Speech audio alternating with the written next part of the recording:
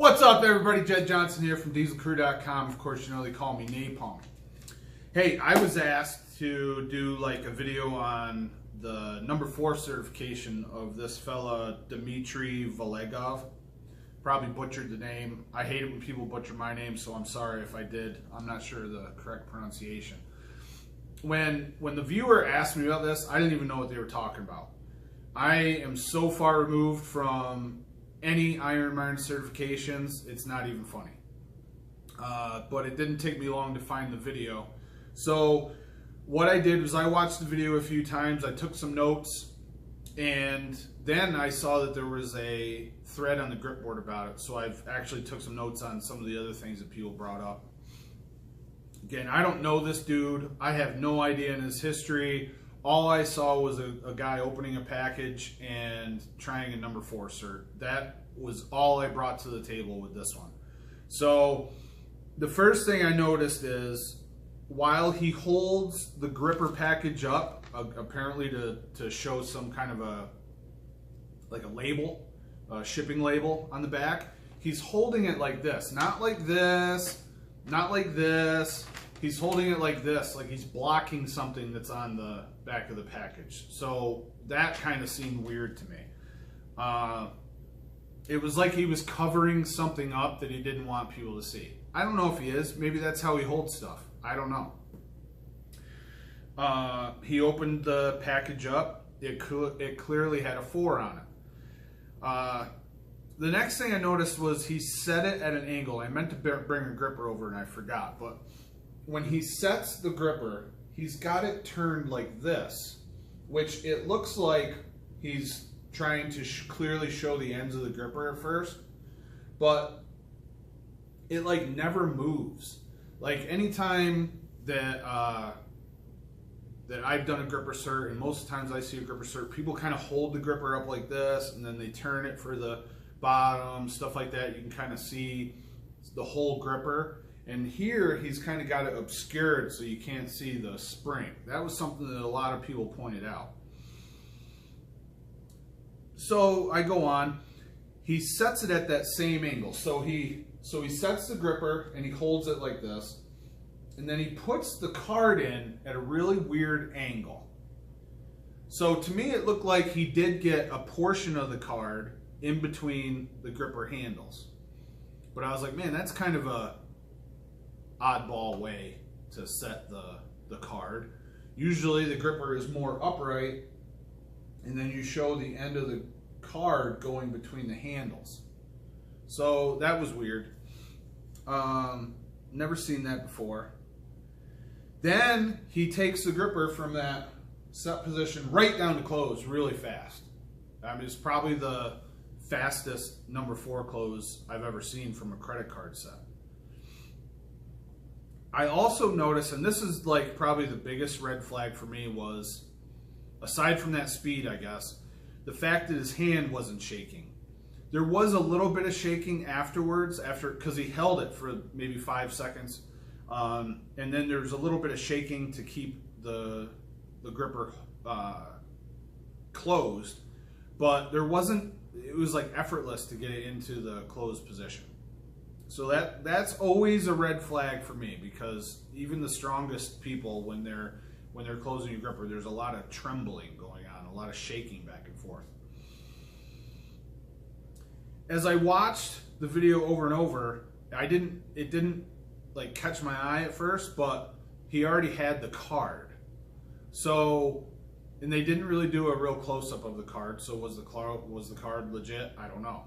Was it like trimmed? Was it a fake card? I don't know, but like I thought the card came with the gripper. But again, I have zero experience with this in the last like 10 years, so I don't know what the common thing is now.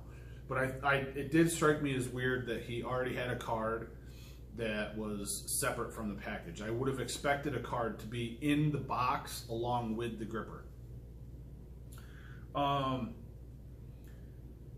So that's the stuff that I noticed. But, you know, on the Gripboard, there's thousands of members. There's people that watch this stuff more closely.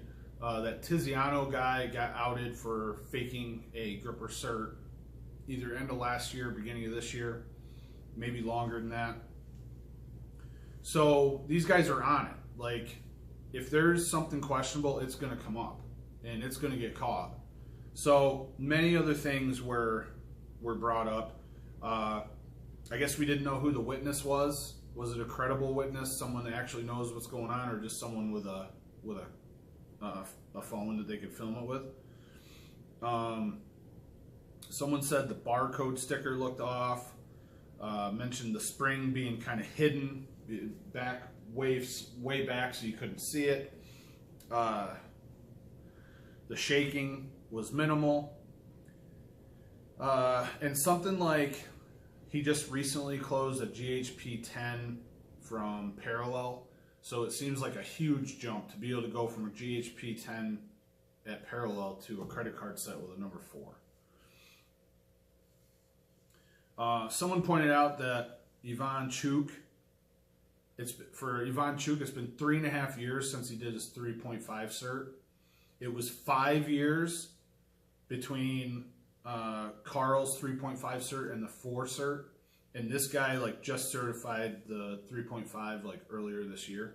So that's a huge jump in gripper difficulty in a very, very short time. And to add on to that, the dude's only been training grip or grippers for 9 months. So this is really unheard of.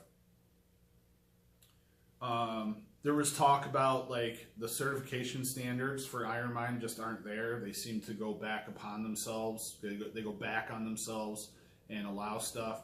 Many people said the card swipe should not have counted due to the card not being applied per the rules. And then it got very interesting. Someone posted a video in this thread where he closed a 4, a Silarukov 150, a GHP 9, and a standard tungsten, all in less than a minute. And what caught my eye is that he sets it, he closes it, he releases it really fast, like it pops open, then he just tosses it in the back of his SUV. That was kind of weird. Most people these days will take much better care of their grippers so that they don't damage the knurling. I know from years of abuse of my grippers, just carrying them around in a bucket, that the knurling can get damaged from being thrown around, shaken around, beating into one another. It flattens out the knurling. It's not as sharp. You can't get as good of a grip on those grippers, and they slide in your hand. So it just seems a weird way to care for your grippers by tossing them into the back of a vehicle. But I suppose someone who is pumped about what they're doing might say, yeah, close this gripper and just toss it. That may be what's going on there. Someone posted his 3.5 cert, and it looked like he had a little more trouble with the 3.5 cert than his number 4 cert. I also noticed that when he's closing, he doesn't even like worry about locking his thumb on his finger. So that's really rare. So when you set the gripper down and you're making your close, generally you put your thumb across the finger in order to lock it in, pull that finger side handle in to reinforce your crushing grip a little bit, and he doesn't even do that.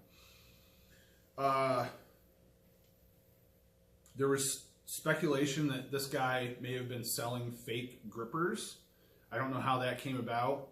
Some of these dudes seem to have had multiple conversations with other people that kind of watchdog this kind of stuff, and there was speculation that he might be selling fake grippers, so maybe he has fake grippers at his disposal for these certifications. That's about it. The other thing was this dude, what I forgot to mention earlier, is after he did his certification close, he kind of like shook his hand out and then just picked the gripper right back up and did another attempt, which to me it didn't look like it closed on the second attempt, but I didn't zoom it in or anything. So what's my viewpoint here? Well, there's a lot of red flags. I also don't know who this guy is. I don't know anything about this guy except for what was written in that thread. It's pretty hard to believe. I can't say it's a fraudulent attempt because, like I said, I have no awareness of this guy whatsoever. anything I know about this guy came from reading the thread on the Gripboard.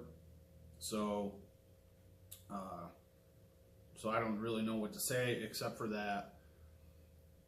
I'm surprised people still put the same amount of importance on these IronMind certs.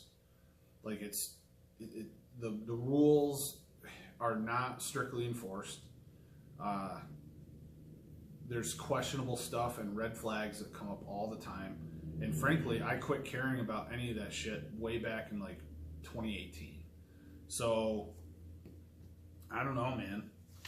It's not a convincing enough thing. It seems to be that the IronMind held Carl Myerscough to a much higher standard and made him jump through a lot more hoops in order to get his certification done than what they made this Dmitry fellow do.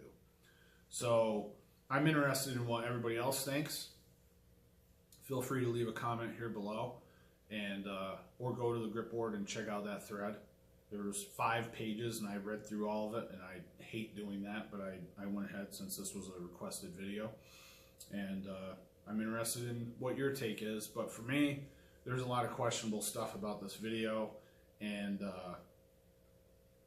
but you know, considering that IronMind allows Derek Palmieri to have a Rolling Thunder pinned squarely against his leg, and they call that a CTD, Crush It Us cert. You know, this is par for the course for IronMind certs. It's just there's questionable stuff that goes on, and they just ignore it. That's basically what happens all the time. Not all the time. Not every single one is questionable, but it happens a lot. All right, thanks for watching, everybody. Sorry I'm not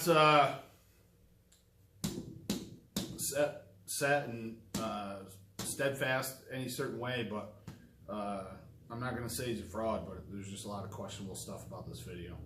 Hey, give it one of these. All the best for your training. Be sure to subscribe. Take care.